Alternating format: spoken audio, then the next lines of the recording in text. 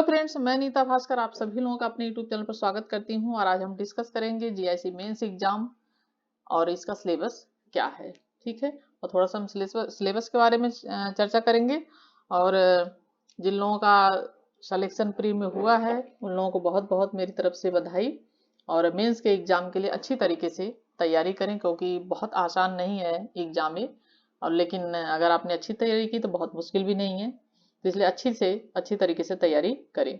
थोड़ा सा सिलेबस के बारे में चर्चा करेंगे। सिलेबस बहुत लंबा चौड़ा है काफ़ी, और इसलिए अच्छी तरीके से आपको ध्यान देना है। तो चलिए शुरू करते हैं। और जीआईसी मेंस एग्जाम का सिलेबस तो पहले ये जान लें कि इसमें आपके एक तो आपका जनरल हिंदी होगा विषय, और 50 नंबर का 2 घंटे का पेपर होगा। और दूसरा है हिंदी निबंध, 50 अंक इसके भी होंगे और 2 घंटे, यानी 100 नंबर की आपके हिंदी ही रहेगी। ठीक है, हिंदी एक तो निबंध का होगा 50 नंबर का, और 50 नंबर आपकी जनरल हिंदी होगी। और वैकल्पिक विषय जो आपका होगा ये होगा 300 नंबर का, और 3 घंटे का पेपर होगा, चाहे आपके पास कोई भी जो भी आपने सब्जेक्ट जिस सब्जेक्ट से भी दिया हो। ठीक है, अब हम थोड़ा सा जनरल हिंदी का जो सिलेबस है उसके बारे में थोड़ा सा हम चर्चा करते हैं। और सिलेबस है इसमें देखिए, एक तो पहला ये हो जाएगा अपठित जो गद्यांश का संक्षेपण। ठीक है, संक्षेप में ये हो जाएगा। दूसरा अनेकार्थिक शब्द, जो एक शब्दों के अनेक अर्थ होते हैं वो शब्द होंगे। फिर है आपका विलोम शब्द। ठीक है, तीसरा। उसके बाद आपके पर्यायवाची शब्द हैं। फिर है तत्सम और तद्भव शब्द होते हैं जो, ठीक है ये। उसके बाद विदेशी, ठीक है, विदेशी शब्द, भंडार, अर्थबोध। ठीक है, और उसके बाद शब्द रूप, संधि भी, समास भी, क्रियाएं, हिंदी वर्णमाला। ठीक है, और विराम चिन्ह आदि, शब्द रचना, मतलब हिंदी में सब कुछ आपको ये आएगा। मुहावरे और लोकत्थियां भी इसमें शामिल है। उसके अलावा बहुत मुख्य उत्तर प्रदेश की मुख्य बोलियां, इससे भी आपको क्वेश्चन मिलेंगे। ठीक है, उत्तर प्रदेश की मुख्य बोलियां के बारे में जरूर जानें कि इसमें कौन कौन सी बोलियां हैं। ठीक है, इसके बारे में आपको अच्छी तरीके से पढ़ना है। तो एक बार फिर से मैं चर्चा कर देती हूँ। अपठित गद्यांश का संक्षेपण, दूसरा अनेकार्थी शब्द, विलोम शब्द, पर्यायवाची, तत्सम और तद्भव, फिर विदेशी और शब्द, संधि, समास। ठीक है, और ये सब काफी इनका विस्तृत होता है सिलेबस, और काफी विस्तार में ये सब चीजें होती हैं। तो सब आपको अच्छी तरीके से, बहुत अच्छी तरीके से हिंदी पढ़ना है। ठीक है, ये तो आपको हो गई ये सब चीजें। उसके अलावा आपका बहुत प्रमुख है हिंदी निबंध। और हिंदी निबंध जो आएगा आपका अच्छा नंबर के लिए, अच्छा स्कोर करेगा वो। तो हिंदी निबंध को बहुत अच्छी तरीके से तैयार करना है आपको। और निबंध की इसके लिए आप बुक ले सकते हैं, कोई भी अमेजन वगैरह पर सर्च करेंगे मिल जाएगी, या आप जाके मार्केट से लेना चाहें बुक सेलर के पास से तो वहाँ भी आपको बुक्स मिल जाएंगी निबंध के लिए। ठीक है, जो यूपीएससी वगैरह के एग्जाम के लिए होती हैं बुक्स वो भी इसमें काम आएंगी, लेकिन थोड़ा सा उसका सिलेबस जो होता है थोड़ा सा काफ़ी हार्ड होता है, तो थोड़ा सा आप देख के लें। तो निबंध देखिए है अधिकतम विस्तार कितना, 1000 शब्दों में आपको करीब निबंध लिखना है। ठीक है, और इसके विषय क्या हो सकते हैं निबंध लिखने के लिए? साहित्य, संस्कृति, राष्ट्रीय विकास योजनाएं, क्रियान्वयन उसका कैसे होता है, जो विकास योजनाएं चल रही हैं उसका क्रियान्वयन कैसे किया जाता है। राष्ट्रीय के साथ साथ अंतर्राष्ट्रीय समसामयिक जो समस्याएं चल रही हैं, ठीक है, उस पर भी, आतंकवाद है और या जो भी समस्याएं चल रही हैं, पर्यावरण की समस्या है, बहुत सारी इस समय समस्याओं, प्रदूषण की समस्या है, जैसे बाढ़ की समस्या है, ये सब चीजें प्राकृतिक, इसमें ये सब चीजें आ सकती हैं। ठीक है, विज्ञान से संबंधित, पर्यावरण से संबंधित, इस पर आपको निबंध लिखने को मिल सकते हैं। ठीक है, इसके अलावा देखिए प्राकृतिक आपदाएं जो आती हैं, ठीक है, उनका कैसे कैसे आती हैं, उनका निवारण कैसे किया जा सकता है, उनको निवारण करने के क्या उपाय हैं, ये सब चीजें पूछी जा सकती हैं। बाढ़ के क्यों आते हैं, बाढ़ के आने के कारण क्या है, तूफान क्यों आते हैं, भूकंप क्यों आते हैं, आदि चीजें, भूस्खलन क्यों होता है, और बहुत सारी बर्फ पिघल रही है जैसे आजकल, तो बहुत सारी चीजें इससे संबंधित हो, आदि प्रश्न इससे निबंध आपके संबंधित हो सकते हैं। उद्योग और व्यापार से भी संबंधित होते हैं, कृषि व्यापार से भी संबंधित हो सकते हैं, इन सब से प्रश्न पूछे जा सकते हैं। ठीक है, तो ये थोड़ा सा हमने चर्चा कर लिया। ये 50 नंबर आप पहले और 50 नंबर, और जो पहले समास और लोकत्या मुहावरे उसके लिए जनरल हिंदी की एक बुक आती है, और अरिहंत की भी अच्छी बुक है जो आप ले सकते हैं, यूपीएससी वगैरह के लिए काफ़ी वो जो है काम आती है। और मेरे पास थी वो बुक, अच्छी बुक है, मैंने उसे पढ़ा है तो इसलिए मैं बता रही हूँ। वो बुक अगर आपको मिल जाए तो आप जरूर ले लें, अच्छा है उसके लिए। और बाकी निबंध के लिए आपको अलग से बुक लेनी पड़ेगी एक। फिर है हमारा वैकल्पिक विषय, और वैकल्पिक विषय 300 नंबर का होगा। जो आपका वैकल्पिक विषय है तो आपको इसमें ज़्यादा अच्छा करना है जिससे आपके नंबर अच्छे तरीके से स्कोर हों, ठीक है। और इसमें क्या है, अंकों का विभाजन कैसे है, प्रश्न पत्र की रचना, ये सब चीज़ें हम थोड़ा सा इसमें मैंने जो है लिया है तो देखेंगे थोड़ा सा। प्रश्न कितने होंगे, देखिए इसमें 20 प्रश्न होंगे और सभी प्रश्न इसमें आपको करने हैं, अनिवार्य है, तो इसलिए टाइम मैनेजमेंट बहुत जरूरी है। टाइम को मैनेज करिएगा, ध्यान रखिएगा कि कोई भी प्रश्न छूटे नहीं, क्योंकि अगर आप जो है लिखित पेपर है, रिटर्न है, तो इसमें आपने अगर 2-4 लाइन भी लिख दिया तो बहुत, अगर आप ठीक लिख देंगे 2-4 लाइन भी लिख देंगे तो आपको 1-2 नंबर जरूर मिलेंगे। तो इसलिए ये ध्यान रखना आपको कि कोई भी क्वेश्चन बिल्कुल छूटना नहीं चाहिए। खंड के अंतर्गत, ठीक है, इसमें 5 प्रश्न होंगे आपके, ठीक है, इसमें आपके 5 प्रश्न होंगे। और शब्दों की सीमा कितनी होगी, 250 शब्द, ठीक है। आपको बहुत अधिक नहीं लिखना है, आप जो भी लिखिए बस सही लिखिए, अच्छा लिखिए, जो शब्द सीमा है उसी के साथ साथ चलिए और उतना ही लिखने की कोशिश करिए बस। लेकिन आपका जो है चयन उत्तर का अच्छा होना चाहिए, उसके लिए आपको थोड़ा सा अभ्यास करना चाहिए लिखने का। कोई भी प्रश्न हो आप उसे लिखिए, और आप मान लीजिए कोई प्रश्न आपने पढ़ा है और 3-4 पेज का है, या आपने मान लीजिए कि उसको 500 उसमें पढ़ा है, लेकिन आप उसको अच्छी तरीके से उसके शब्द चुनिए और उसके इस तरीके से लिखिए कि वो 250 तक हो जाए, ठीक है। तो आपको अच्छे शब्द चुनने हैं और अच्छी तरीके से राइटिंग करनी है जिससे आपका नंबर अच्छा आ जाए। और 250, तो ये 5 प्रश्न होंगे और इनकी शब्द सीमा कितनी है, 250, ठीक है। और ये कितने अंकों का होगा, ये 25 अंकों का होगा।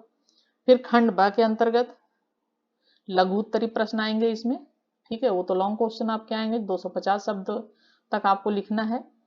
और 250 शब्द आप मान के चलिए कि करीब आपका 2.5 पेज, बहुत ज़्यादा नहीं होगा 2.5 पेज, क्योंकि एक पेज में जो है 100 शब्द हम लिख लेते हैं। करीब एक पेज में 10 लाइन मान लीजिए, तो 10 लाइन अगर है तो हम 10 जो है शब्द एक लाइन में लिखते हैं, तो इस हिसाब से करीब 100 शब्द आपके हो जाएंगे, तो 2.5 पेज का क्वेश्चन ही हो जाएगा, ठीक है। और दूसरा क्या है, ये लघु उत्तरी 5 प्रश्न आएंगे जो 150 शब्द, इसकी शब्द सीमा क्या होगी 150, और ये 10 अंक का होगा, ठीक है। कितने अंकों का होगा, ये 10 का। पहला क्या है 25 अंक का है, ये है 10 अंक का। दूसरा है खंड स के अंतर्गत तीसरा, इसमें 10 प्रश्न होंगे, ठीक है, अति लघु उत्तरी, ठीक है। वो तो 5-5 प्रश्न है, लेकिन 10 होंगे इसमें प्रश्न, और इनका शब्द सीमा कितनी होगी 50, ठीक है।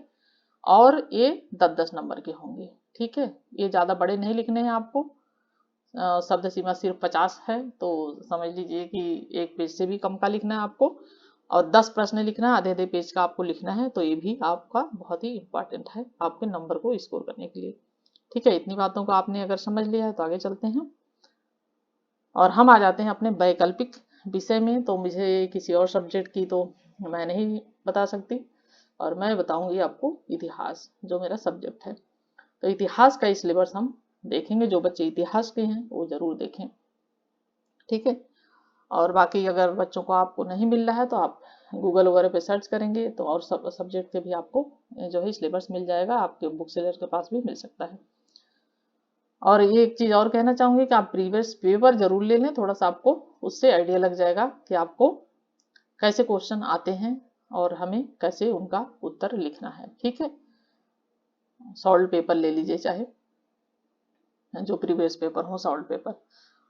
चलिए, तो यूनिट फर्स्ट हम देखते हैं इतिहास सिलेबस के अंतर्गत। तो शुरू से ही देखिए, इतिहास में इसमें कुछ भी छूटा नहीं है, सब चीजें ही हैं। और प्रागैतिहासिक काल, वैदिक संस्कृति, वैदिक काल, उत्तर वैदिक काल, मुख्य मुख्य चीजें मैंने ले ली है, बाकी आपको सब कुछ पढ़ना है। मुख्य धार्मिक आंदोलन, जैन धर्म, बौद्ध धर्म, श्रद्ध धर्म जैसे है। और सेकंड में मैंने लिया है थोड़ा ये 600 से 1200 तक का राजनीतिक इतिहास है। मगध साम्राज्य का उत्कर्ष, नंद वंश, मौर्य वंश, गुप्त वंश, उसके अलावा चंद्रगुप्त मौर्य, अशोक, चंद्रगुप्त फर्स्ट, चंद्रगुप्त तक। उसके बाद है मोहम्मद गोरी का आक्रमण, दास वंश से तुगलक वंश तक, खिलजी वंश इसके अंदर जो भी आता है, सैयद वंश, खिलजी वंश, ठीक है, ये सब इम्पोर्टेंट है। और फिर थर्ड में मुगल शासन, ठीक है, और मुगल साम्राज्य का विस्तार, अकबर से औरंगजेब तक का आपको सब कुछ पढ़ना है। फिर उसके बाद मुगल साम्राज्य का पतन कैसे हुआ, पतन के कारण क्या थे, ठीक है, उनकी आर्थिक स्थिति, सामाजिक स्थिति, वो सब भी आपको पढ़ना है। मुगलों की शासन व्यवस्था कैसी थी, ये सब आपको उसमें पढ़ना है। महलवाड़ी नीति और ये सब कुछ चीजें भी आपको सब, अकबर की नीतियां वगैरह भी आपको पढ़नी है।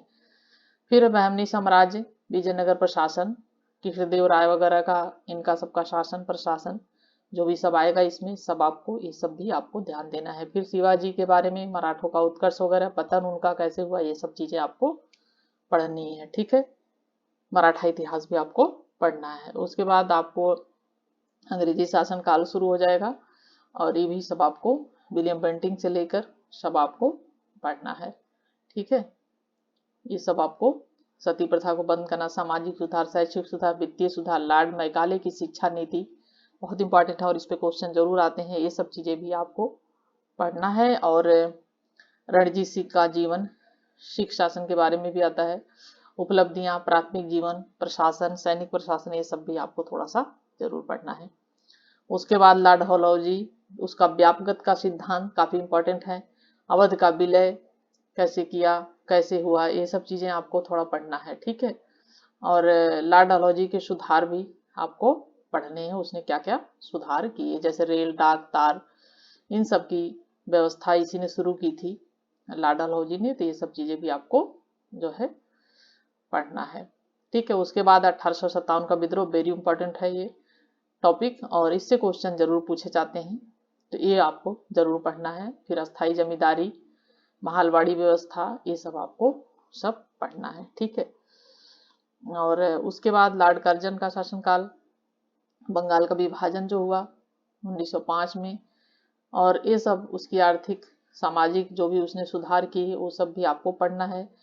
फिर है सांस्कृतिक जागरण जो आ जाता है हमारा, ब्रह्म समाज, आर्य समाज आंदोलन, मुस्लिम सुधार आंदोलन, जो भी आंदोलन हुए ये सब भी हमें आपको पढ़ना है, ठीक है। उसके बाद है भारतीय राष्ट्रीय आंदोलन, उत्थान, ठीक है, भारतीय राष्ट्रीय आंदोलन, उत्थान, विकास, उदारवादी दल की नीतियों का मूल्यांकन, उग्रवाद के उदय के कारण, होम रूल आंदोलन, क्रांतिकारी आतंकवादी जो भी आंदोलन, सबने अवज्ञा आंदोलन, आंदोलन का जो है ये सविनय अवज्ञा आंदोलन, और आंदोलन में गांधी जी का मूल्यांकन, गांधी जी का योगदान क्या था, बहुत बड़ा योगदान है गांधी जी का, जो क्रांति सब हुई वो सब भी आपको सारा कुछ आपको पढ़ना है। फिर दादाजी भाई नौरोजी, गोपाल कृष्ण गोखले, कांग्रेस का इतिहास वगैरह, बाल गंगाधर तिलक, लाला लाजपत राय, महात्मा गांधी, जवाहरलाल नेहरू, सब आपको पढ़ना है। और उसके बाद आपको जो एक्ट वगैरह हैं, ठीक है, वो सब भी आपको पढ़ने हैं। तो आपको कुछ भी इसमें छोड़ना नहीं है, सब कुछ पढ़ना है। और वहां से हम चलेंगे शुरुआत से, तो हम करीब 1962 तक जो पाकिस्तान चीन का युद्ध वगैरह हुआ था उसके बारे में भी हम थोड़ा सा आपको पढ़ना है, ठीक है। और उसके अलावा जो विश्व युद्ध वगैरह हुए थे 1914 का, और दूसरा वाला जो युद्ध हुआ था वो सब भी आपको सब पढ़ना है, ठीक है। विश्व युद्ध उससे के इतिहास की भी आपको बुक पढ़नी है, जिस उसमें से भी क्वेश्चन आपको जरूर देखने को मिलेंगे, ठीक है। तो आशा करती हूँ कि वीडियो आपके लिए काफ़ी हेल्पफुल रही होगी और अच्छी लगी होगी आपको वीडियो। और सिलेबस जिन लोगों को इतना तो है ही है, लेकिन मैंने उसके बाद टेलीग्राम चैनल पर भी सिलेबस डाल दिया है, तो जो लोग टेलीग्राम चैनल अभी तक ज्वाइन नहीं किए हैं तो ज्वाइन कर सकते हैं, उसके लिए कोई शुल्क नहीं है, निःशुल्क है। और डिस्क्रिप्शन में उसका लिंक दिया हुआ है, तो आप टेलीग्राम चैनल पे जाएंगे तो आपको इसकी पूरी अच्छी तरीके से पूरी सारी पीडीएफ हिस्ट्री की मैंने उस पर डाल दिया है, तो आपको मिल जाएगा, क्योंकि बहुत सारा उसमें सारा कुछ है और दिया हुआ है। तो आप अगर देखना चाहते हैं तो आप जाके देख सकते हैं। और इसके अनुसार आप बुक्स वगैरह ले लीजिए, यूथ कंपटीशन गाइड भी आती है, सॉल्व पेपर आते हैं जो, वो ले लीजिए। उसके अलावा आपको सभी बुक्स पढ़नी, अच्छी अच्छी बुक्स हैं, और आपको थोड़ा सा प्रैक्टिस करना है। आंसर राइटिंग करिए, जल्दी जल्दी लिखने की कोशिश करिए, और अच्छी थोड़ी सी राइटिंग हो जिससे साफ लिखी जाए और पढ़ना आसान हो उसको। तो उससे क्या होता है कि उससे एग्जामिनर जो होते हैं नंबर देते समय थोड़ा सा प्रभावित होते हैं, उन्हें अच्छा लगता है। लेकिन हाथ भी तेज चलना चाहिए, और ये नहीं कि राइटिंग बनाने के चक्कर में और आप क्वेश्चन छोड़ दें। तो इन सब बातों का आपको ध्यान रखना है, और अपनी तैयारी अच्छी तरीके से बढ़िया से करिए, ठीक है। और इसी के साथ यहाँ पे नेक्स्ट वीडियो में मिलते हैं फिर। Thank you for watching video.